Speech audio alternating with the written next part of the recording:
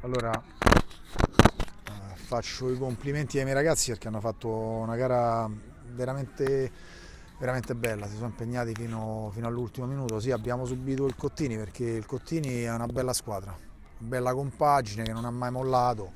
Abbiamo trovato subito due gol che ci hanno comunque dato la possibilità di andare in vantaggio e di giocare un po' più con serenità. Poi ci siamo un attimo insomma adagiati e questo ha fatto sì che il Cottini riuscisse fuori e comunque hanno fatto 10-15 minuti, soprattutto sul finale del primo tempo, abbastanza pesanti, insomma ci hanno messo molto in difficoltà, hanno giocato veramente bene. Nel secondo tempo abbiamo fatto qualche cambio, la squadra si è un po' ricompattata, comunque i ragazzi giocano tutti la domenica, per cui abbiamo messo gente un po' più fresca e abbiamo portato a casa il risultato. Comunque complimenti pure agli avversari perché veramente hanno giocato bene.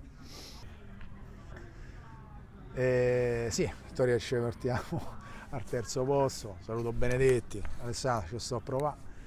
No, a parte gli scherzi, vabbè, cambia, è relativo, l'importante è arrivare in zona playoff, poi ce la giochiamo lì, insomma, adesso terzo, quarto posto sinceramente relativo, le prime due mi sembrano arrivabili, per cui sì, è una lotta tra noi e la Lazio, siamo lì sul filo della soglia, un punto su, un punto giù, ma ripeto, conta poco, quello che conta è arrivare in zona playoff e poi dare il massimo lì.